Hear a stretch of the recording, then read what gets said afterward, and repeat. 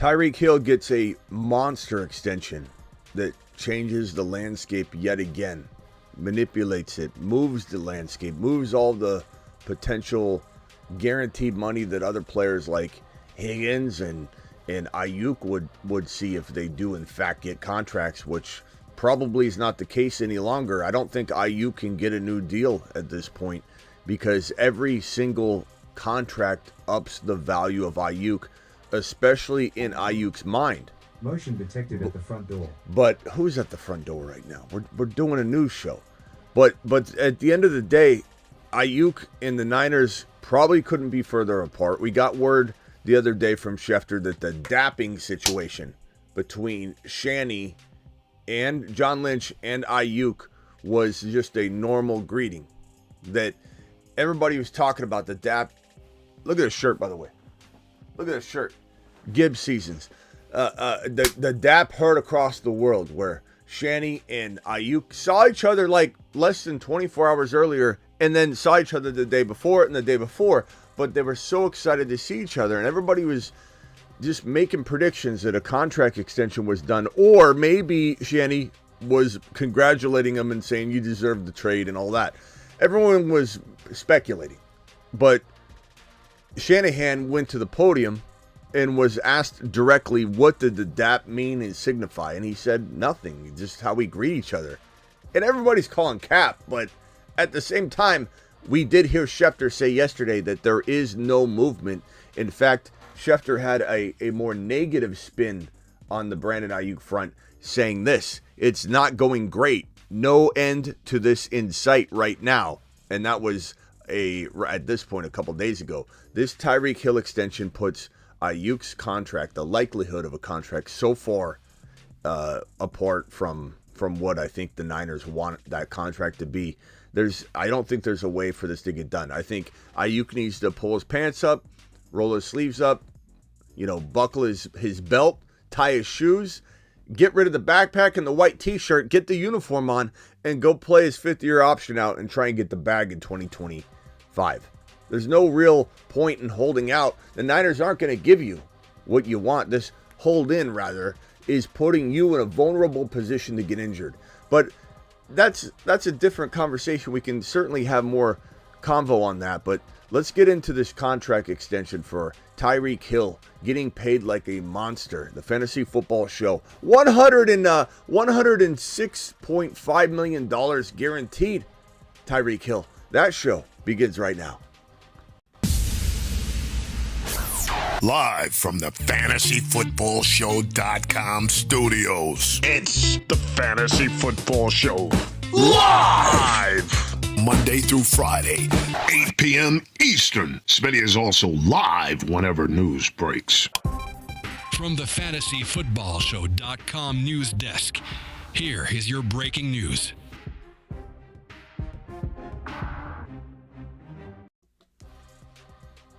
That's Tyreek Hill. As of about 2 days ago. Woo! Woo! Woo! I mean that is wild. That is wild. I mean, he's out there looking like he's 22 years old.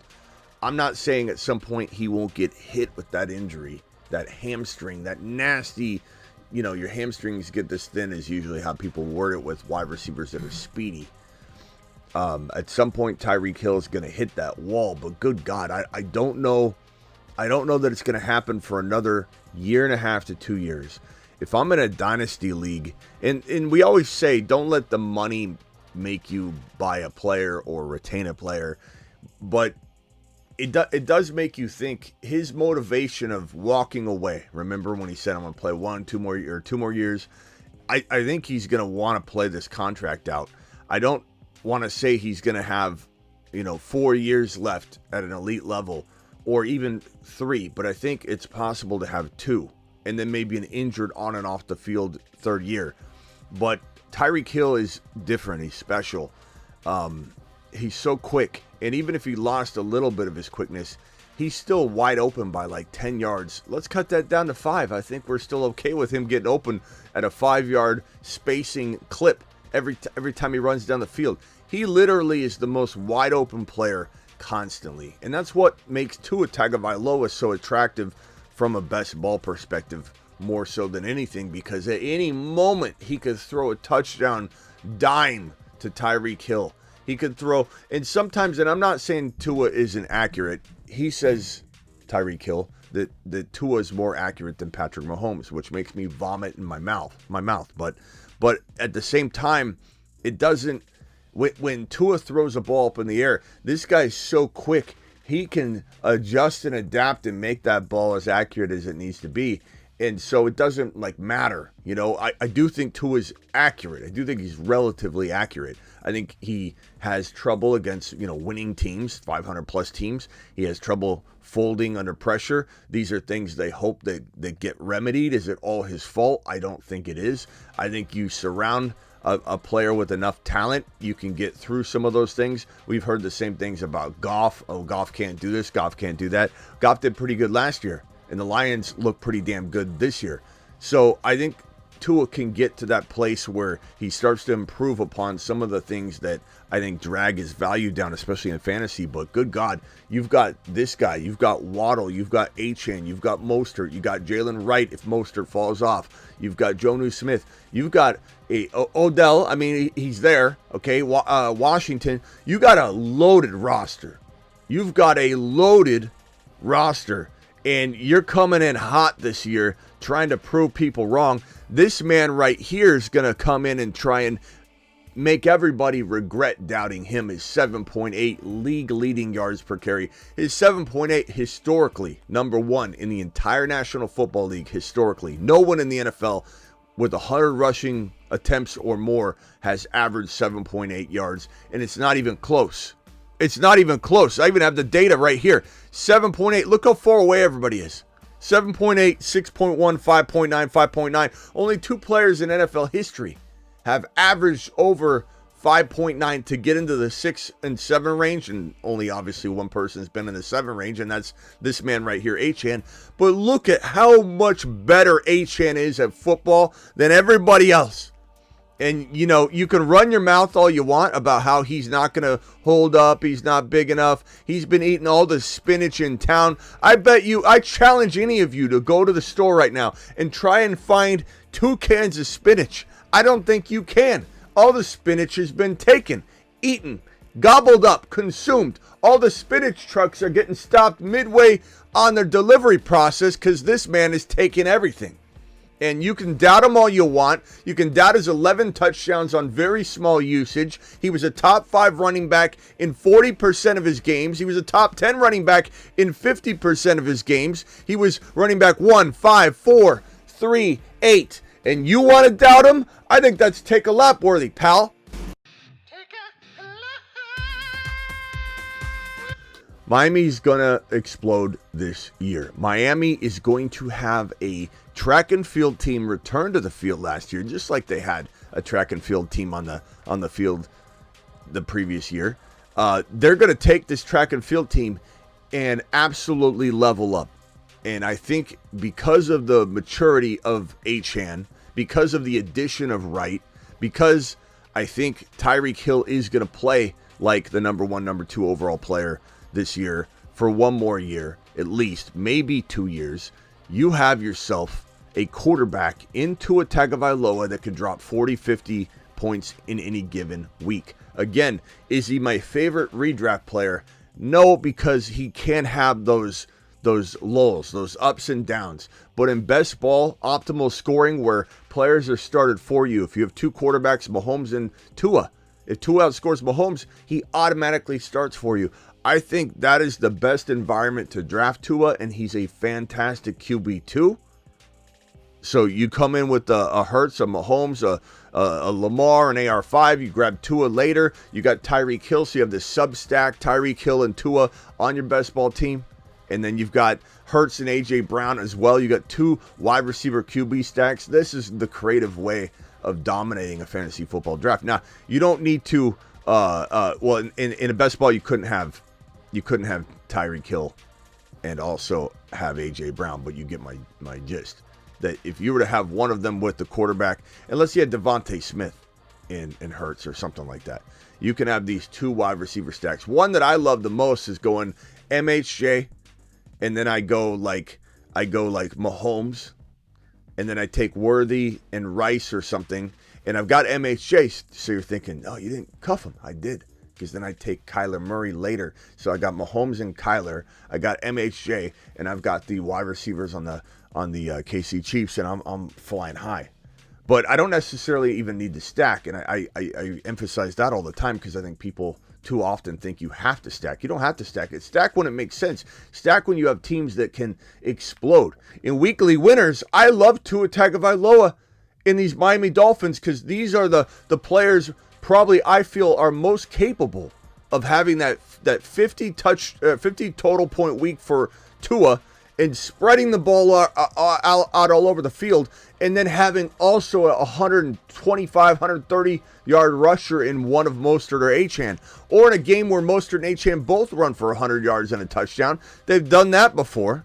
Remember Achane's big game where he had 4 touchdowns, and Raheem Mostert had 3? Tua still played okay. Like, this is a great offense that can explode. And I don't know what the future holds for them.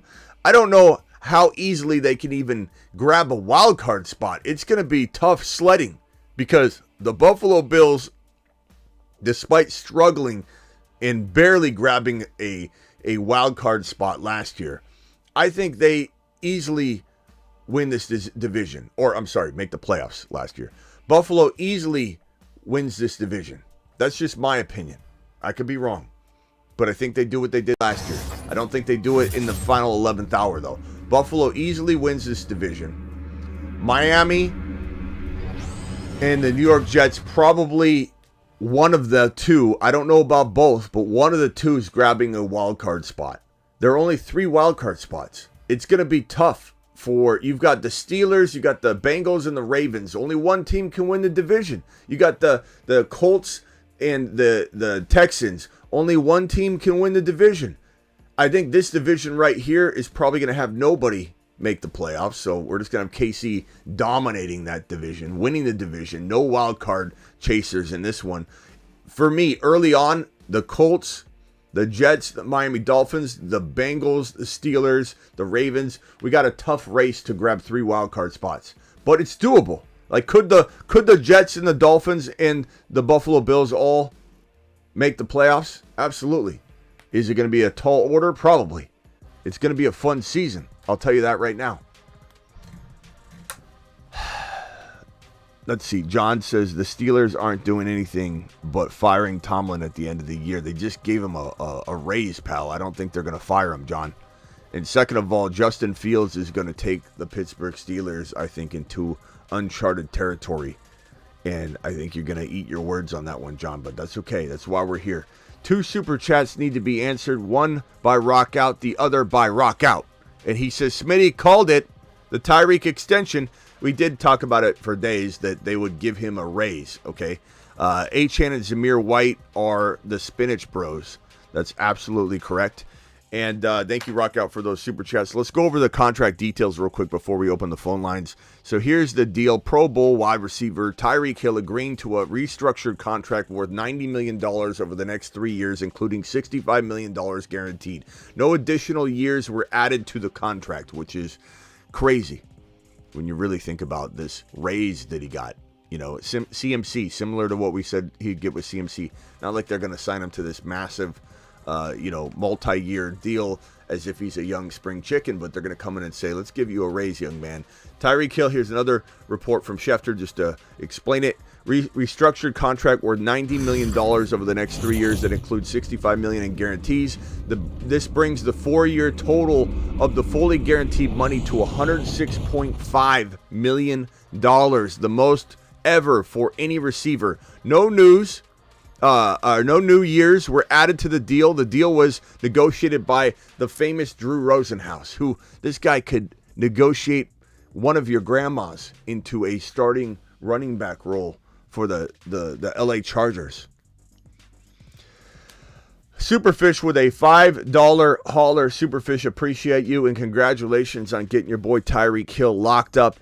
One of my extremely very favorite subjects in fantasy football and in real life, the Miami Dolphins. Hoping we exceed expectations. We're assembled and you're ready. You're assembled and ready to be a winner. Superfish, I appreciate you.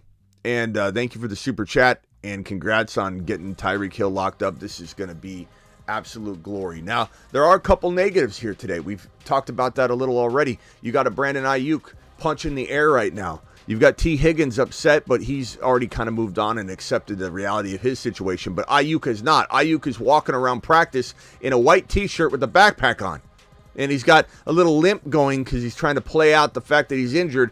And he's dapping up his coaches. His coaches look excited. It looks like maybe they've been talking. But now Tyreek Hill comes in and steps all over the likely expectation that Aiyuk is sitting with right now.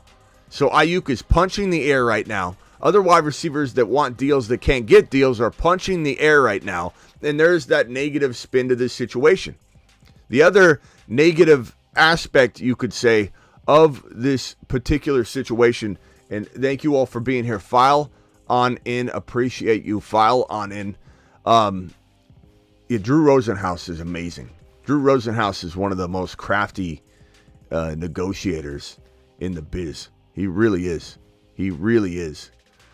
So all future contracts get affected, and there's a trickle-down effect, guaranteed money-wise, with all of the players. Whenever you get over $100 million guaranteed, you're affecting all of the players below you.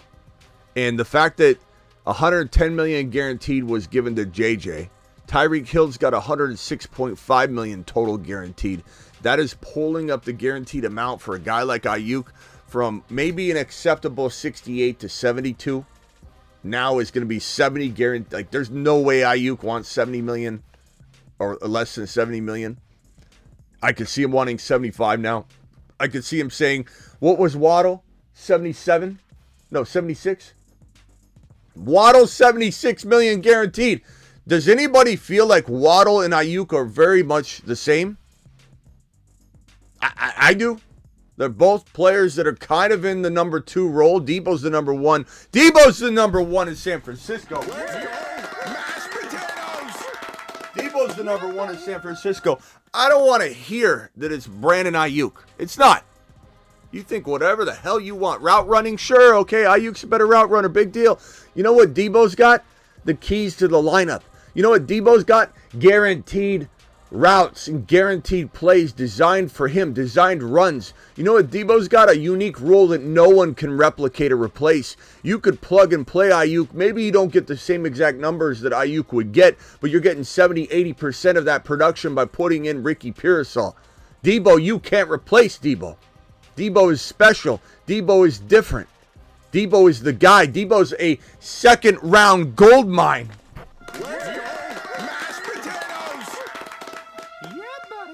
Debo is ladies and gentlemen, a moon man extraordinaire. The moon men dropping loads in outer space. Look at him. So, I started to go in the negatives. The negatives were Aiyuk is punching the air. T. Higgins punching the air. Receivers that want to get paid. Even running backs. Even quarterbacks. Dak Prescott's punching the air. Because he's watching old man Tyreek get a deal when he doesn't even need one.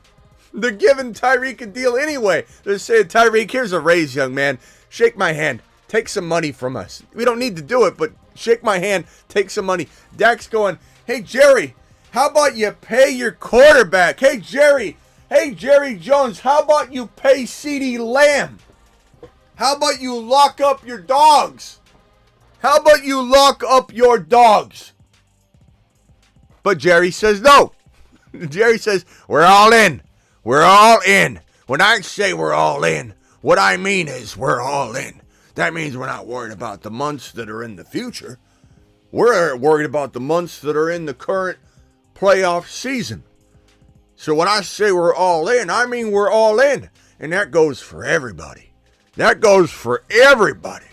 We're not worried about next playoff season. I'm not worried about the psyche of my players. I'm not worried about the negativity that is injected into everybody's mindset that infects the entire team, and the perception is reality. Reality is perception. Finkel is Einhorn. Einhorn is Finkel. And we've got the whole world watching us because we've got such a big spotlight on America's team that I don't care that everybody's making fun of us. We didn't bring an RB. Wow, we got old man Zeke Elliott on pennies on the dollar. We're scrimping by. Jerry is an absolute travesty right now to this organization in Dallas. Absolute mockery, debacle going on. So, Tyreek Hill, you know, the other negative to this would be to Jalen Waddle's dynasty appeal. That would be the last thing I'll say on this, and then we'll open the phone line. The dynasty appeal for Jalen Waddle goes down a little bit. Maybe not plummeting or anything, but this becomes a Brandon Aiyuk, Deebo Samuel argument, you know, for people that like want to argue Waddle's dynasty value. And it to much more to actually be more like AJ Brown and Devontae Smith even, or even worse than that. Like Waddle can't, like Devontae Smith could maybe beat out AJ Brown occasionally, like over the next 2 or 3 years. He could have a year better than him. He certainly could. I think, you know, Aiyuk could have a better year than Deebo 1 out of the next 3 or 4. Like it's certainly possible, but Waddle's not beating out Tyreek Hill. So it's a little bit more of an extreme example, but this is a scenario where Waddle is now pigeonholed into not being the number one wide receiver for his team. It's still a very good, potent position to be in. He's still going to get fed. He's still going to be very, very, very good. He's going to be Devontae Smith good. We love Devontae Smith, but Devontae Smith is never warranting a second-round pick. So Jalen Waddle goes in round 2 sometimes, and I scratch my head and I yell from the rooftops, what in the hell are you doing? You can't take a guy that's the number 2. I don't care how potent the team is, in the second round. You can't take a number 2 wide receiver for a team in round 2. That's a recipe for being wrong. Wrong. Muy mal. Get lambed. So there is some negativity connected to this situation in regards to Jalen Waddle's dynasty appeal and value and trade value more than anything. Like you try and trade Waddle right now, you know what you're going to get hit with? A wall of, well, Tyreek Hill's there, and he just signed a $106.5 million guaranteed deal. So I don't know. I don't think I can give you second round value in return, Bob. This might be a third or fourth round return type of investment for me. So that's unfortunate. It's like buying a house that is on the same lot as a bigger house and going, hey, I divided this land into 2, and I want to sell this smaller house to you. And it's sitting next to the bigger, stronger, freshly painted home that's so much bigger and better, sitting right next to it. And you're trying to buy this house that's right next to it on the corner of the lot. That's what this is like. When you're buying Waddle in a dynasty league, you are going to be constantly staring at Tyreek Hill's contract. And that's just the way it is. Doesn't mean we don't like Waddle, but that's just the way it is. Dial into the show. Dial into the show. Call into the show. Call into the show.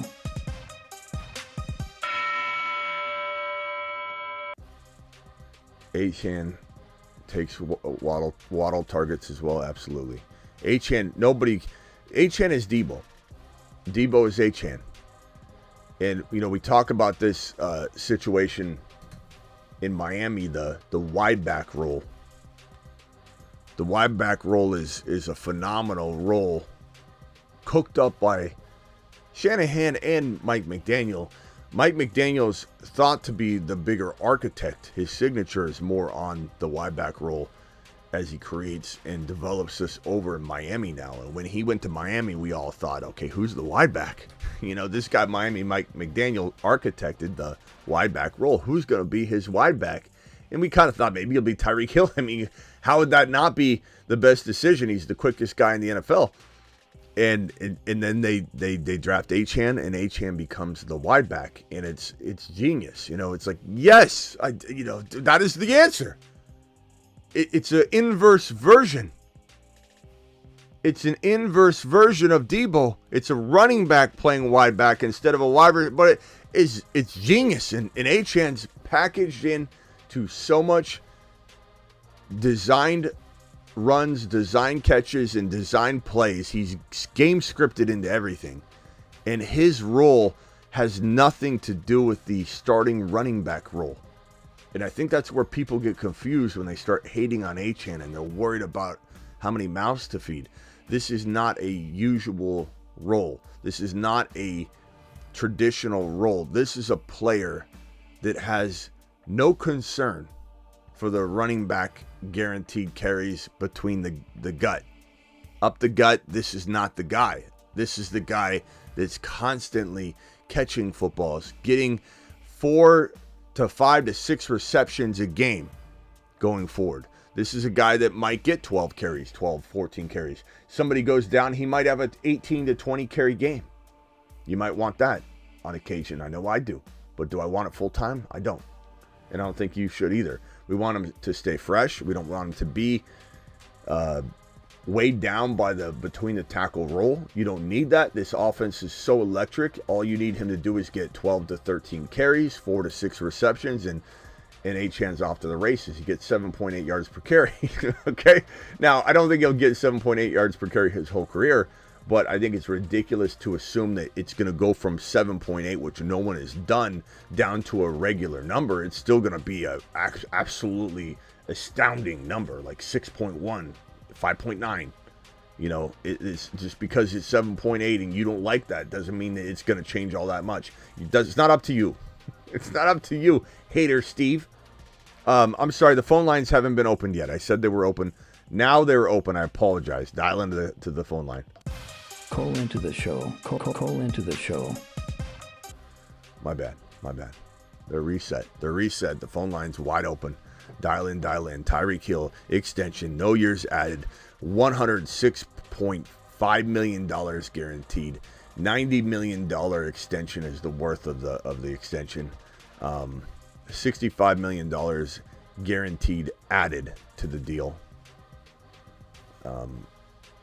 What more can you say other than Miami's trying to win a championship? And I appreciate and respect the attempt. And I'm not saying they can't win it. They certainly could. Like, they could. I don't want to hear that they can't. Are they projected to? Am I predicting Miami to be one of the final 3 or 4 teams left? No. But are they a top 8 to 10 team in the National Football League? I believe they can be.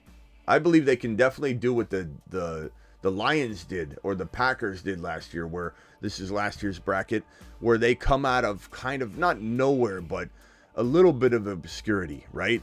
I believe that's what we're looking at. I believe that's what we're looking at. I'm looking at a team that can shock the world. And in hindsight, we go, yeah, this is a track team. How do we not see this coming? Now, there's concerns.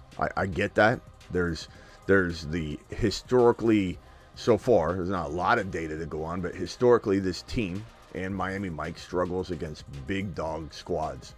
But that, he's getting into his own. He's still becoming, comfortable being a head coach. And his team loves him. Alex in San Diego. What do you hear? What do you say?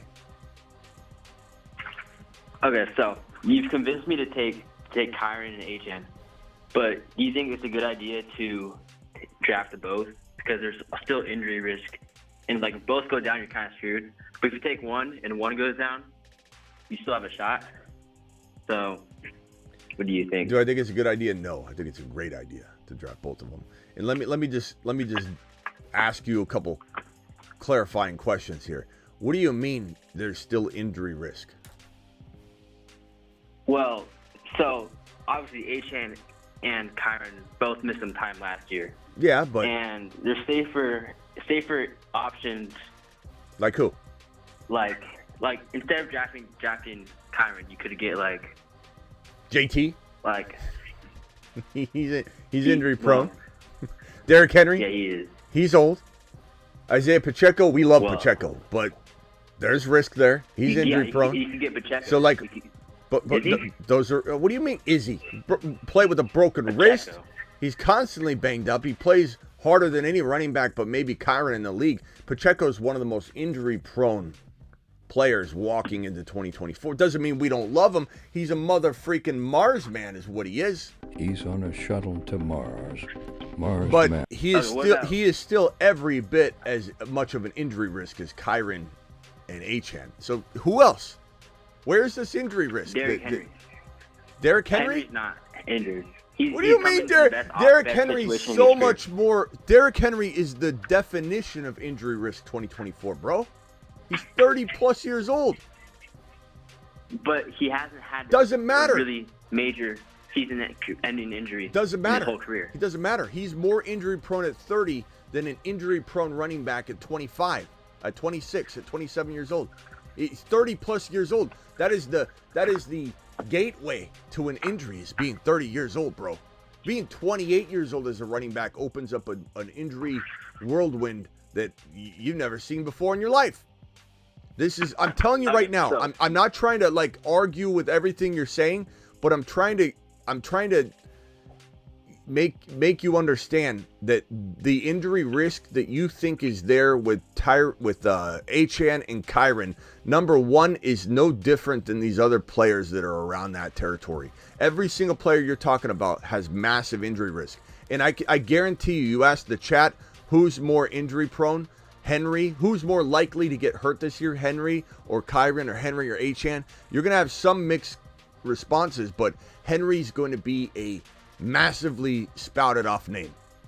This is a guy who's 30 years old, bro. He's already showing signs of decline physically.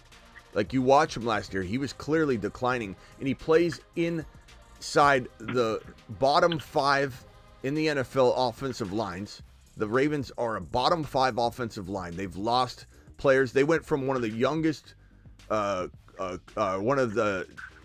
youngest crews to the oldest.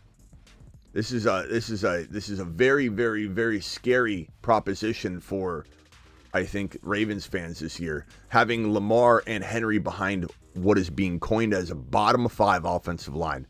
There is so much injury risk with Derrick Henry. So, and let me the top running offense in the league, though. Doesn't matter though. Like, last year doesn't change the fact that this offensive line got hit in the nutsack really, really hard, bro. Everything's going to change for him to a degree. Second of all, you can't cuff that situation like you can cuff the Miami Dolphin and Rams situation. Corum and Kyren together is a top 5 to 10 running back, almost guaranteed. And if Kyren's out there, he's maybe the number 1, number 2, number 3, number 4, number 5 running back in all of football. Achane is a top 5 to 10 running back. You cuff him to Mostert or Wright or both of them, and you could say, I can't afford to have all these. I can. You don't need to do it. I'll do it. In fact, even though they share the same bye week, this is my favorite running back stable. The entire 5 players on the same team. Kyren, Corum, Achane, Wright, and Mostert. I want all 5. I don't care if I lose week 6 or whatever the bye week is. I'll figure it out. I'll get Braylon Allen or whoever I need to do to plug in for that week and try to win that week anyway. But these are the safest running backs in all of football, bro. There's no safer running back than the Miami Dolphin running back crew or the Rams running back crew. There is no safer. This is the safest running back duo. This is why they're must-cuff board. On my must-cuff board, they're the number 1 and number 2 running backs. There's no argument here. You have absolute glory if you have this locked up from both these perspectives. So when you say injury risk, I say to you, how? How am I getting hit with injury when I've got the safest cuffs in football? Yeah. So you're saying get Kyren and then maybe get Achane and then cuff him with Corum and Wright. And no one's stopping you, bro. No one's going to stop your running back stable. You're going to have two top 10 running backs no matter what. And I'm telling you, this whole notion that Kyren Williams is going to get hurt, Kyren Williams may have gotten banged up. And I understand everybody wants to say he's this injury concern. Bro, he is the only running back since Barry Sanders to be in the top 3 in rushing and miss 5 games of football. He's also... No, I hate that stat, though, because he missed 5 games of football. Like, he could have lost those 5 games of football and missed the playoffs completely in the redraft league because he wasn't playing. Sure, he may have won the other week by landslide because he played. No. You see, this is where you're wrong. This is where you're sitting there going, I'm starting nobody in that spot with Kyren out. You're supplementing that starting spot, bro. You get 15 touchdowns in 12 games, and you think somebody lost because of Kyren? If you lost last year because of Kyren, you suck at football. Because this guy scored 15 touchdowns in 12 games, and aside from the game he went out in, let's say, where you got screwed because he was out, which you didn't because he sat out week 7, week 8, week 9, and he was running back 3 in week 6, so you didn't get hit with this. But let's say he goes down in the first quarter and misses 3 games this year. You might get hit in that one game, but you're supplementing Blake Corum, or you're supplementing some other player like Zamir White or Jonathan Brooks. You're not getting zeros in those games he's out. You add those game totals from whatever running back you're using, especially Corum, to his game log if he even misses 4 games, and you have the number 1 running back in the National Football League.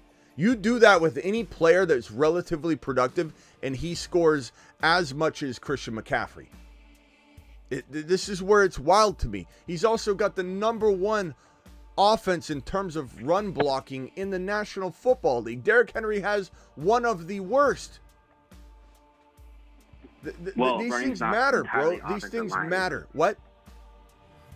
Running is not entirely the offensive line. You got Lamar Jackson with Derrick Henry, and Lamar's going to get the linebackers all confused because they don't know who's going to get the ball, who's going to run the ball, and then Derrick Henry gets more. You're also going to have a lot of vulturing, bro.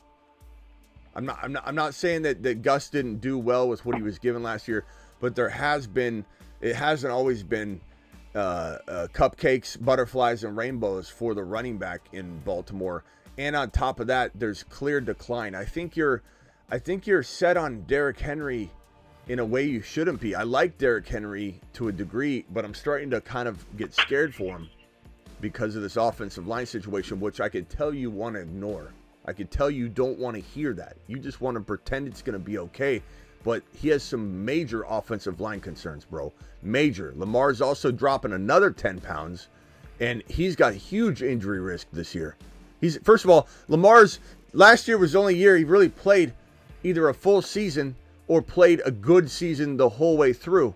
Lamar Jackson may have hit a sweet spot for staying healthy with a good offensive line at last year's weight, but now he's going down another 10 pounds, and he's going to try and stave off people trying to drag him down like a rag doll and toss him around when he's in the pocket and it's collapsing. I'm telling you, the idea that Lamar and Henry stay healthy, even remotely healthy all year, I think is a taller order than any of these other things we're talking about. If I were you, I'd re-examine Kyren Williams, who had 15 touchdowns in 12 games behind the best offensive line in terms of run blocking, and a guy that was a top 5 running back 50% of his time on the field. A top 5 running back 50% of the time. A top 10 running back 67% of the time.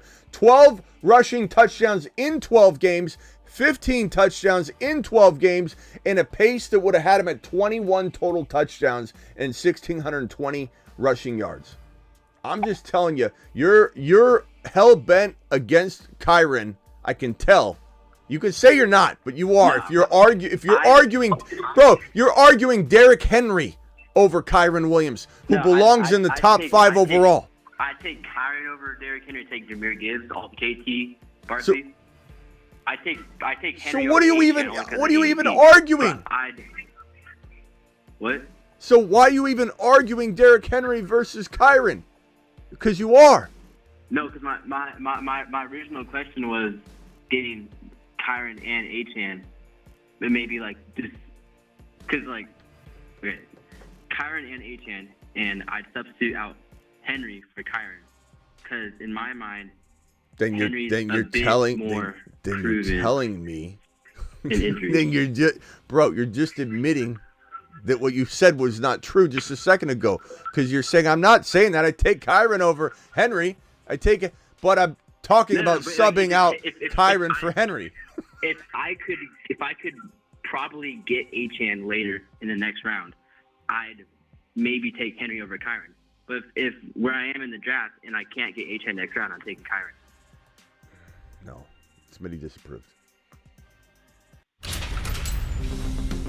You've just been. All right, hey, appreciate you calling in, Alex. I would re-examine. Go watch more of my Kyren Williams and HN videos. I think you need to be baptized by those videos a little bit more before you go into your draft. I'm telling you, Okay.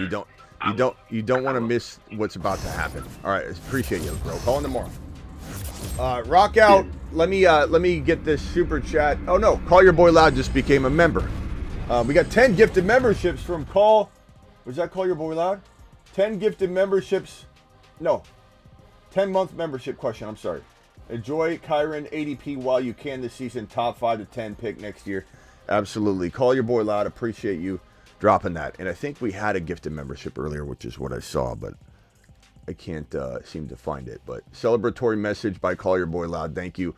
Rock out. You're live. You just can't help everybody. Rock out. I'm trying. Like this guy, I appreciate him. I don't want to think I don't appreciate him. But he's literally just said, he just contradicted himself. He's like, no, I'm not saying I'd take Henry over Achane.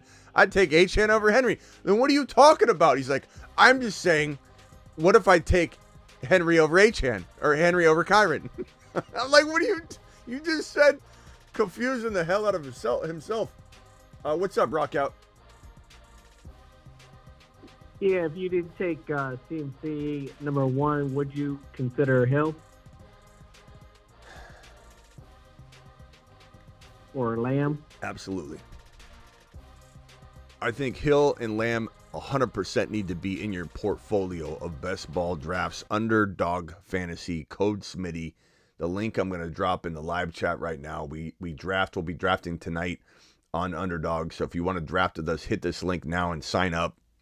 Code Smitty. The link gets it done.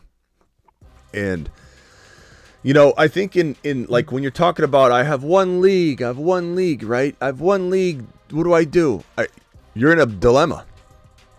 Because you can go Hill, Lamb. Lamb's in holdout mode. Jamar Chase is in holdout mode. Tyreek Hill isn't.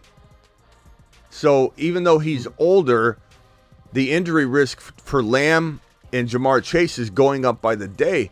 The injury risk for Hill is kind of there, but I think maybe it's becoming lesser of an injury risk season for Hill than it is Chase and Lamb, who are holding out, essentially. Holdouts and hold-ins become a problem. They become they insert a lot of injury risk into the situation, and Tyreek Hill might be the safest wide receiver going forward. We'll probably have that. We'll probably have that video very, very soon, to be honest with you. And Theo says Kyren is a top 5 running back with his 9-month membership. Theo, you're not wrong, young man. You're not wrong. He's a top 1 to 5 running back. Actually, you are wrong. He's top 1 to 5. Theo, get it right. But I would definitely, in your best ball portfolio, mix it up. You need to have some Lamb. You need to have some Hill. You need to have some Bijan at 1. You need to have some CMC at 1. Maybe even like a couple Jamar Chases at 1. But 100%, even Breece Hall at like 2 and 3, you should be having some of that in your portfolio. You need to. The reason you need to do that too is not on the extreme, because look, Bijan goes at 4, 5, 6, 7. So you have a wide opportunity to draft a bunch of Bijan. You start taking Bijan at 1 and 2 every time. You're now taking Bijan at 1, 2, 3, 4, 5, 6, 7 every time you get a pick, and you don't get to diversify your portfolio. Because Bijan's got a wide range, you can mix it up enough to like say, hey, my 1, 2, and 3 draft slots need to be to these wide receivers and CMC, because I have so many other opportunities for Bijan. However, you should have a couple number 1 overall, number 2 overall Bijan shares, 1 or 2 Breece Hall shares that high. Why? Because you can build teams that you can't build from 4, 5, 6, 7. So you need to have some opportunity to build a Bijan team with the back-to-back 25 and 24 picks. And so you want to definitely diversify the portfolio. But for the most part, you know, there are some, I think, hard rules to this thing. Yeah, Tyreek Hill is deserving of the 1.1, no doubt about it. especially with the holdouts and hold-ins, whatever, of CeeDee Lamb and Jamar. I mean, this is the number one wide receiver right now. He has to be. Yeah. Hey, Smitty. Yeah. Yeah. Yeah. Opinion on a certain grouping of players for The what? I can barely hear you. Rock out. What?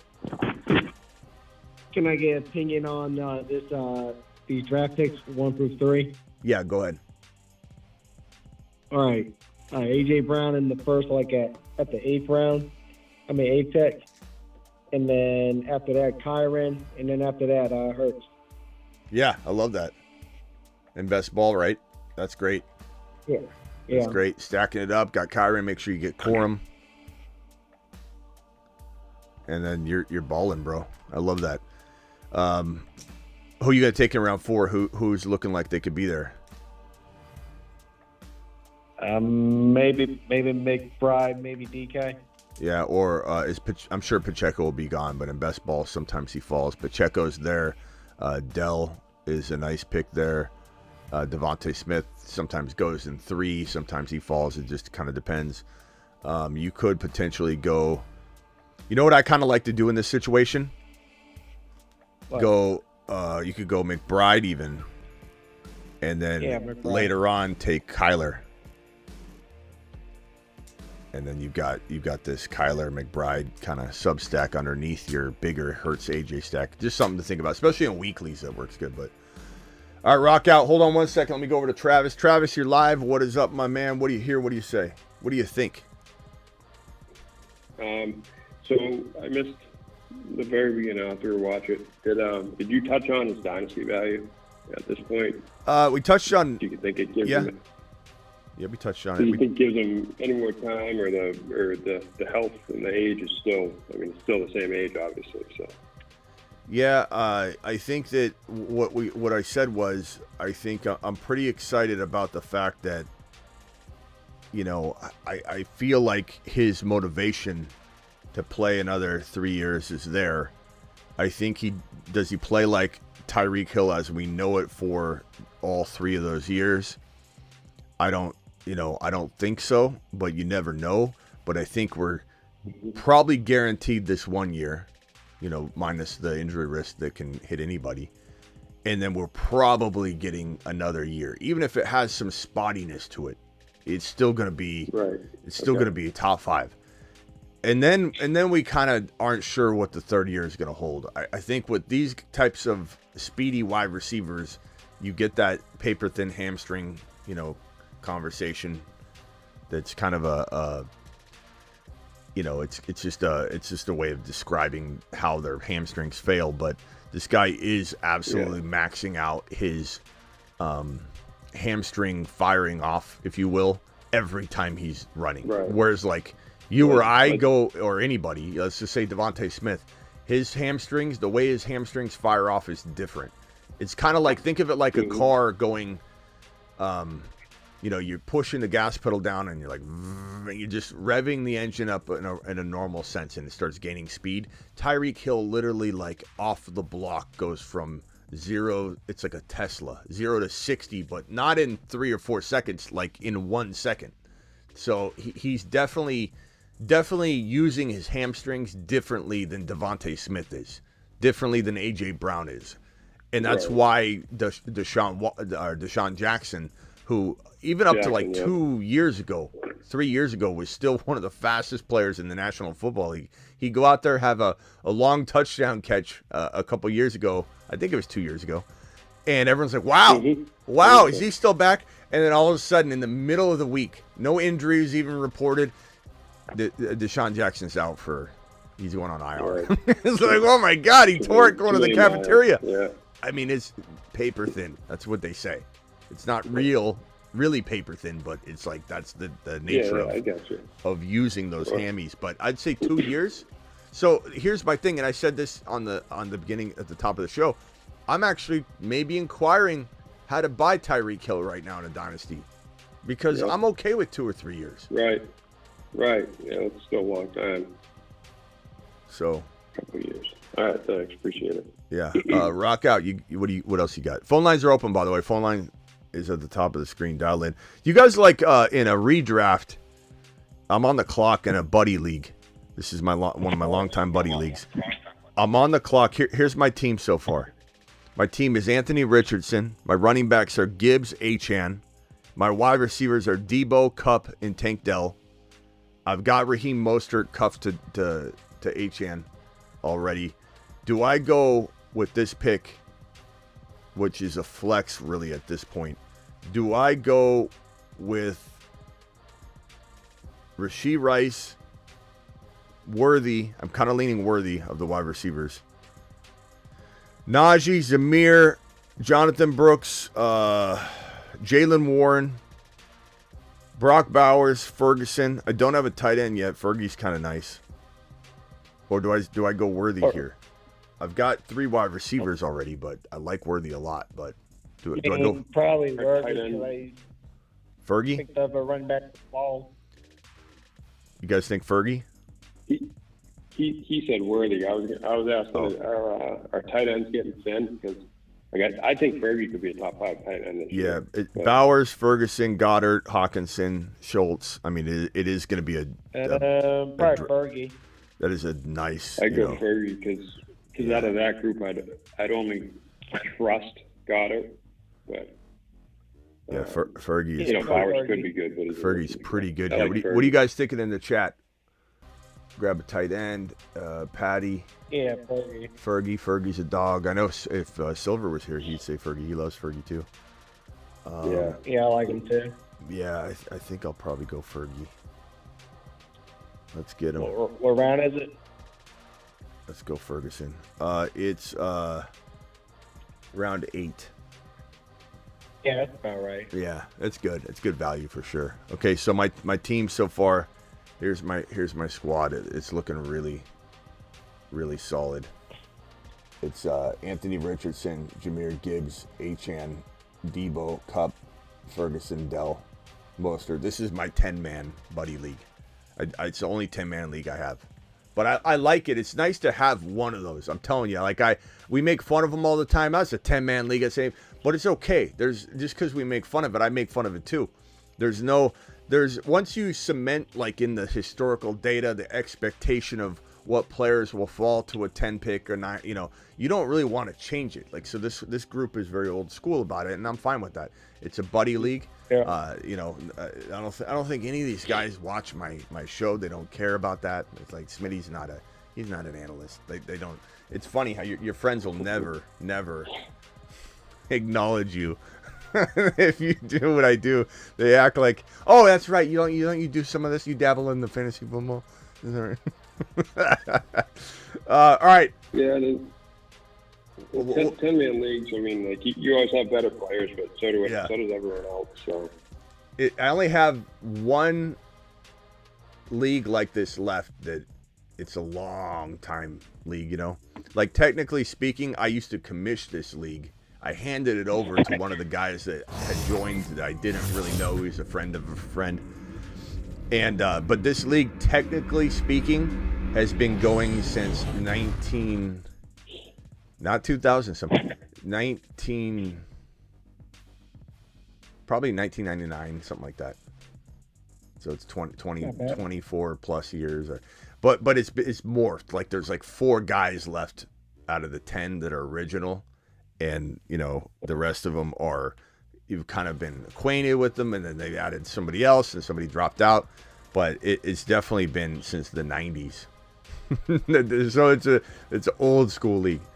It just went to full PPR last year. It was pulling teeth to get these guys to go. It went to 0.5 PPR 2 or 3 years ago, and that was pulling teeth. It's no, you can't go to PPR. Why would we go to PPR? I don't want half PPR. If we're going to do it half PPR, I'm not playing. We have people. I'm not playing. If it's full PPR, I'm out. I guess I must be old school too, because I still like half PPR the best. But I'm really, because of Underdog, I'm really into half PPR because I feel like it covers everything.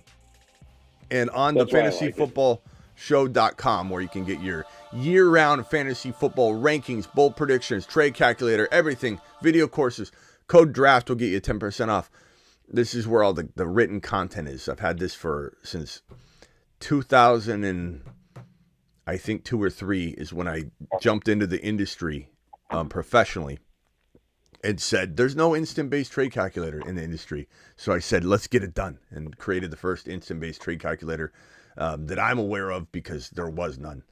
And they've had like download tools that you download and enter your whole team, and then you could it'd give you some trade suggestions through this big, like, Dominator type download product that you download to your computer.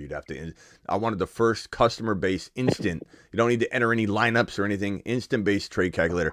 So invented that puppy in 2003. Invented the first real instant-based draft simulator. So I've been pioneering in the industry since the early 2000s, which is what got me into the business. So this is like my baby, essentially, even though the YouTube channel is really the driving force behind the entire brand. Really now, this is still the bread and butter behind the scenes. So if you want content, thefantasyfootballshow.com. But on this site, what was I even saying? Why did I bring this up? What were we talking about? Half PPR. Yeah, there you go. I'm changing the rankings probably go forward to 0.5 PPR because it covers everything. People that complain about having no non-PPR rankings on the site, like, hey, do you have I do create a article on it, but they're not 365. So in August, I'll create 2 different sets of non-PPR rankings. But I think going into 2025, I'm going to morph them to 0.5, and it just kind of covers everything. It really does. Superfish with a $5 hauler says Mostert. Let's see here. Hold on.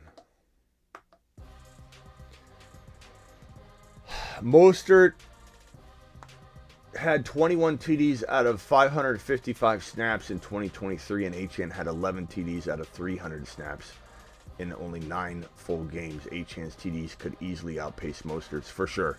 And you know what? Respect needs to be given to Mostert to a degree. That's why I drafted him early in this draft, because this is the kind of league where people are going to do that. They're going to take Mostert when I'm trying to cuff him, and they're going to do it like 3 rounds early. So I got Mostert in this draft right before Ferguson, and I just had to, because he was in the rankings. He was like running back 6 in the, even though he overall was like 12 down, he was the 5th or 6th running back ranked when I drafted him, and I just couldn't push that, because these guys are definitely the kind of guys that snipe them. And the guy at the end took the numbers from last year. Yeah, I couldn't let it happen. The ADP was just suggesting him too high, so I had to grab him. But having Achane and Mostert in this format's fantastic. Anything else, boys? Before I jump, I'm going to be back later. But Tyreek Hill, big fat contract extension, no years added, just kind of almost like a raise, a massive expensive raise in a way. But it's wild to me that Tyreek Hill now has $106.5 million guaranteed. You got JJ with the 110.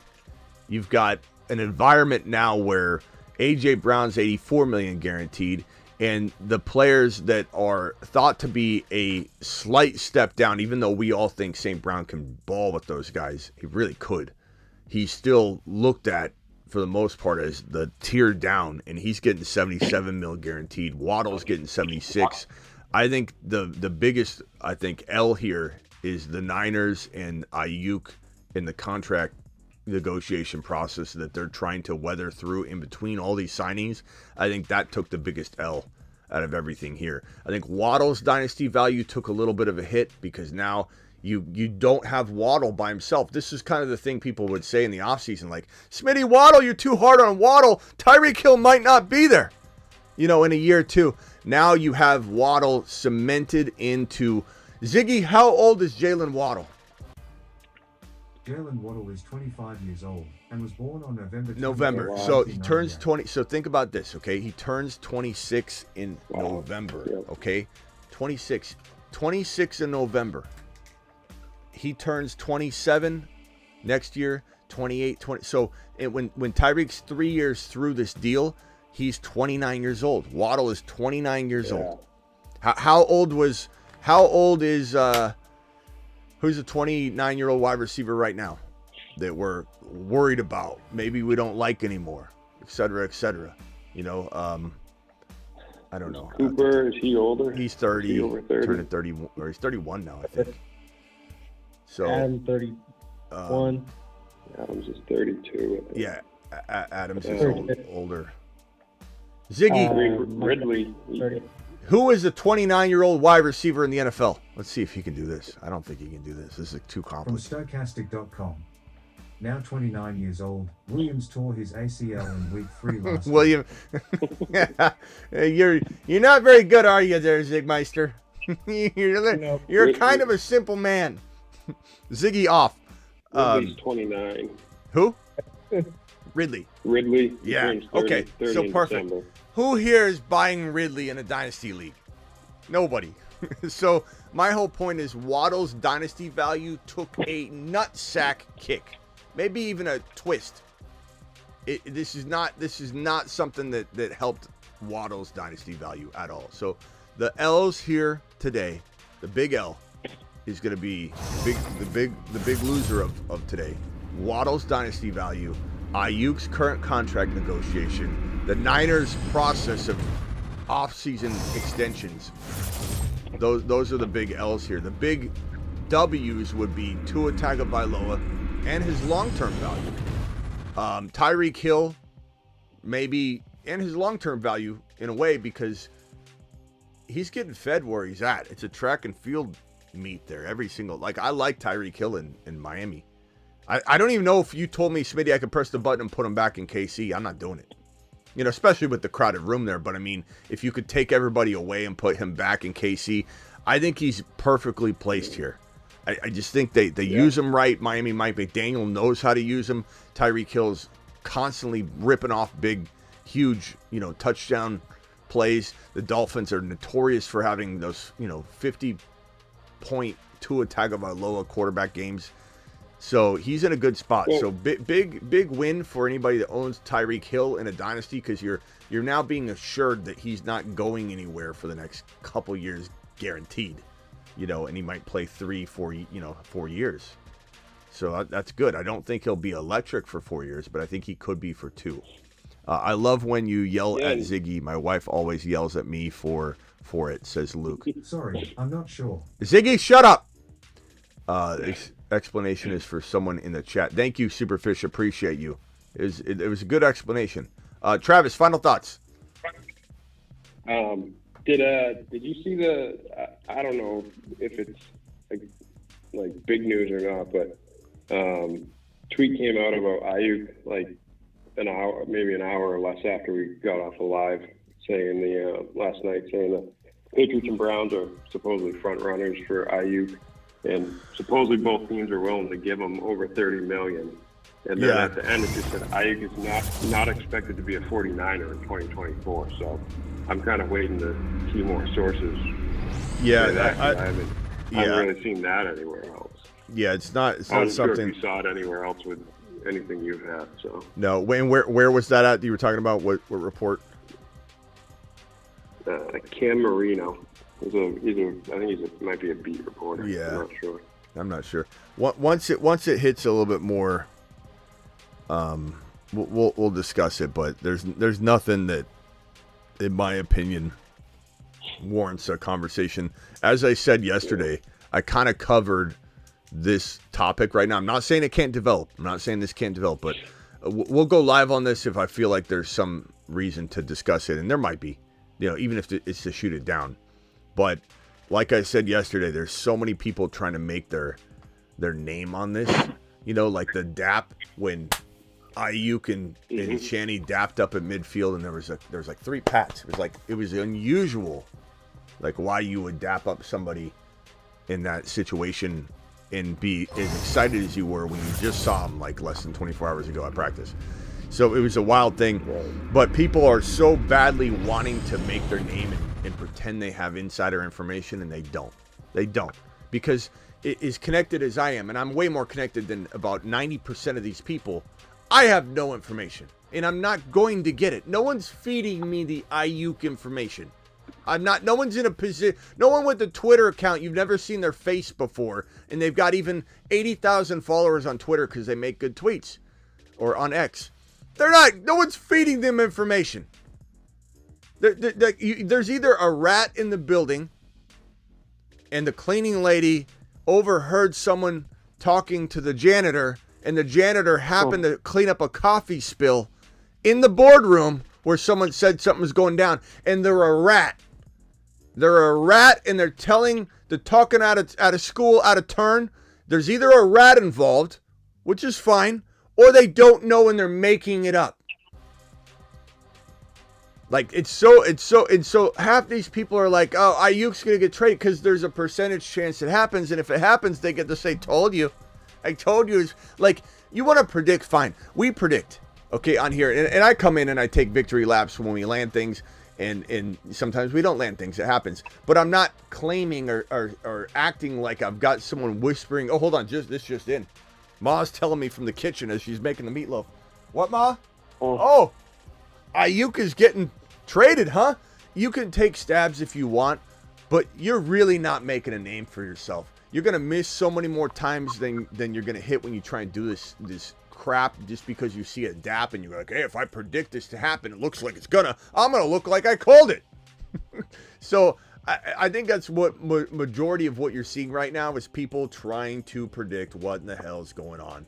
And that's that. That's all it is. But we might cover it still. I still go live to shoot it down or at least discuss the opportunity or the likelihood, or even though somebody might be trying to reach on it, is it still a plausible thing that could happen? Are there people saying it? Are there multiple people saying it? If 4 or 5 people were even off of the same source, like some beat writer said, I'm hearing this and he's lying, and 2, 3 people are reporting on it, I'll go live because guess what? It's important enough. People are hearing it and they need to hear my perspective on it because it's out there. So I would say DM me the link to it and I'll take a look at it. And if I feel like it's worthy enough of going live, we'll go live later on it for sure. That's why I figured I'd ask you because I figured you would have heard it somewhere else if there was anything. It's a rat. To it, so. we need a drop for that, an audio drop or a video drop. It's a rat. That'd be a good one, yeah. we got a rat in the building. All right, send me the link. All right, we'll see you later. Rock out. Anything else? Yep. Latest for the You heard anything about Trent Williams and what's the injury risk for offensive linemen? Woo! Yeah. Hey, bro, Trent Williams is older too. The longer he holds, the longer he is, holding out, the longer that injury risk, the bigger injury risk he's going to have for sure. Even more so than an RB or a wide receiver or quarterback, especially at his age. That guy's a big boy.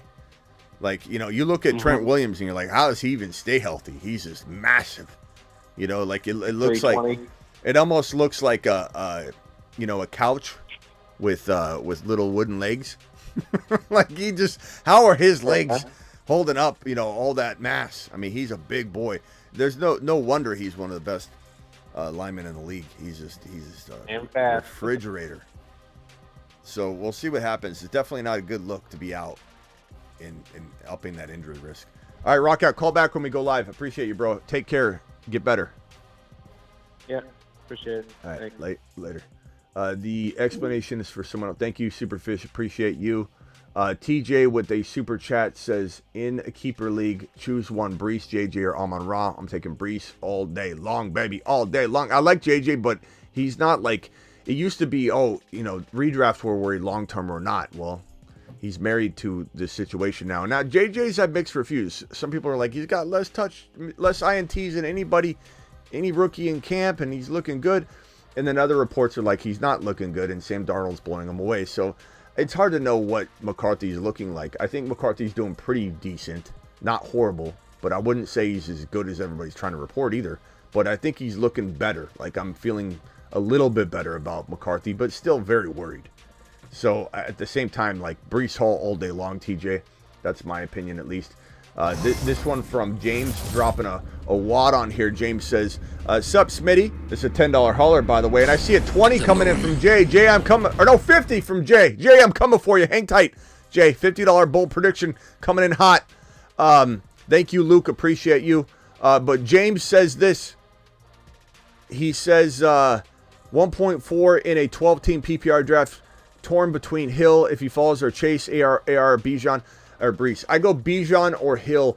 I very much like Hill at 1.4, especially off this news, even though I usually tell you don't let news like this influence you. It's influencing me a little bit just because he's happy. He's there. Chase and Lamb are not. They're both unhappy. They both are kind of holding in, so to speak, or holding out both. It doesn't matter. It's the same thing, essentially. So we're worried there. And Bijan, I love Bijan. My advice would be this. If you think you can steal a wide receivers away, like let's say you go running back. Assume you're going running back if you take Bijan, because you might not want to pass on Kyren or something like that. So can you, if all plays out that way, can you potentially get Tank Dell and DK, or Devontae Smith and Tank Dell, or Cooper Kupp specifically and Tank Dell, even if you go RB? If you can do that, then Bijan's probably my pick. But if you feel like you need to, in your league, go wide receiver, they're equal enough to say best player available is tied. So give me the wide receiver because of my league, and I know my league. It's between Hill and Bijan, James, and I thank you for your super chat and your support, pal. And Jay Smart dropping a $50 holler. He says, yo, I love what you do. Much love from Rambling Jay. Rambling Jay, when you drop a $50 holler, you get a bold prediction for the bold prediction board up above. And if you win that bold prediction, like you are the most accurate, and we deem that through voting, you get to co-host a segment or two or a whole show, depending on how good you do, in 2025. So if you want to be on screen with me, we start the show off together. You're here. Jay, drop a bold prediction. I'll put it on the board. $50 holler. Jay to the mother freaking moon. $50. Give me $50 holler. Right there by the river, Smitty. Give me $50. Oh, yeah. Jay with the 50 watt on the screen, Jay. Jay, this is me on my horse. Jay, appreciate you dropping a 50 wad, my guy. I'll be looking for your potential bold prediction drop, my guy. Are my rankings 4 points per TD pass? Yeah, my rankings on the site are 4 points per TD pass, correct. Although, yeah, I mean it does change a couple things, but yeah, I wouldn't focus on it too much, even if you were in the opposite of what I have. You know what I mean? Snoopy with a $5 holler at 5.8. Do you like Pitts, Terry McLaurin, Pickens, Jaden Reed, a guy like Higgins? 5.8. Man, I like all those guys about even. I would say Pickens is really nice at 5.8. I love him in 5 versus 4. And Kyle Pitts is really, really good there. I probably lean Kyle Pitts barely. I love McLaurin this year. I almost like a AR5 if you need a quarterback, way more than all of that. And I kind of like Kamara a little bit there too, just so you know, Snoopy. But I'd say Kyle Pitts overall is a very nice pick right there. I think he's going to have a big year. Appreciate every single one of you, by the way. Superfish trying to explain Mostert as a starter doesn't affect Achane's productivity. This is 100% correct, because Achane, if anybody's out there going, I worry about Mostert, if that's what Superfish was trying to explain to somebody, Achane is a wide back.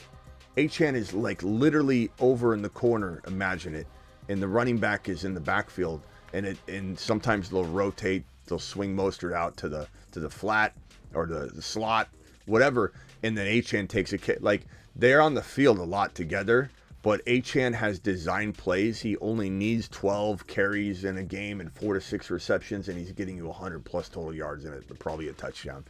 There's no person that's more equipped to have a individual role that can't be touched or affected by any other player. Doesn't matter if Mostert and Wright are both doing well or something. Achane's completely separate and it's almost irrelevant. Just so people know, this is a $10 to the moon. $10 hollers get moonshots. Appreciate you, James. James says, "Sup, Smitty? 1.4 in a 12-team PPR, torn between Hill." Already answered this one. I feel like maybe wide receiver than Achane, Kyren, or Pacheco. I didn't read the rest of it, though, second round. I agree. Achane or Kyren in round 2 would be phenomenal. If I had to tell you, James, I would say probably, there's nothing wrong with going Tyreek Hill, bro. There's nothing wrong. And if you think there's even a shot in hell you could get Kyren and Achane in 2 and 3, I would love that too. But you cannot go wrong with Bijan or Tyreek Hill. But if you're worried about the wide receiver depleting, then Hill is amazing there. Okay, so you're not. There's no wrong or right answer. Trone Force says HN is too small to last.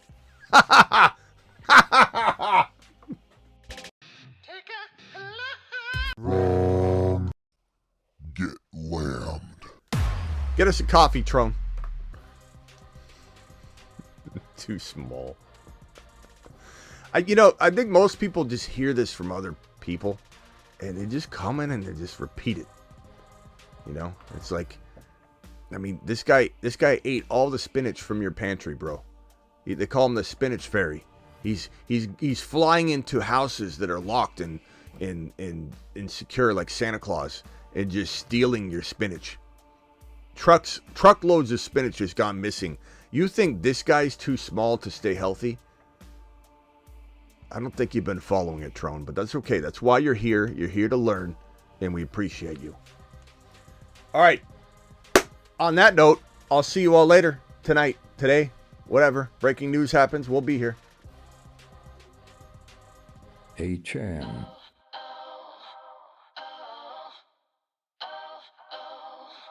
Achane is the man.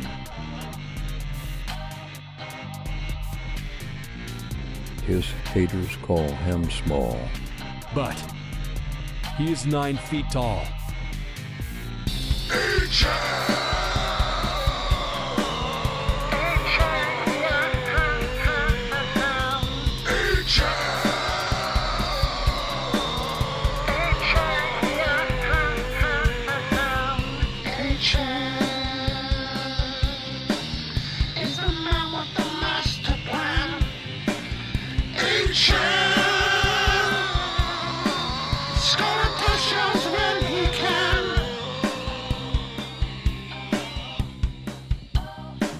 Achane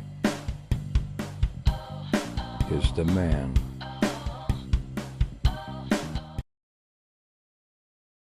He's Kyren, he's 7 feet tall, and he knows how to handle a ball.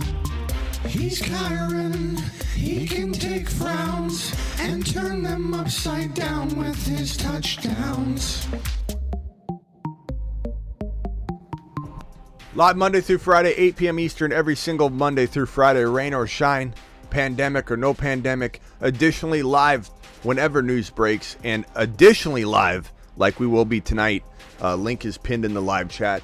We'll be live drafting on Underdog Fantasy. Here's the link one more time if you want to jump in and get signed up early so that when we go live at midnight Eastern tonight, you'll be ready with the app downloaded using the link, which inserts code Smitty, gets you a bonus pick, gets you 50% match on your first deposit. You'll be ready to go. And then when I say, okay, pull up the Underdog app, swipe over to this contest, we're gonna click it and join together in 5, 4, 3, 2, 1, and we click it. That's how we do it. So if you want to be in, download Underdog using this link with the code Smitty in there, and you'll be ready to rumble. There's the link one more time. The link is also pinned. The link is in the description of the video. See you all tonight. If not sooner, deuces.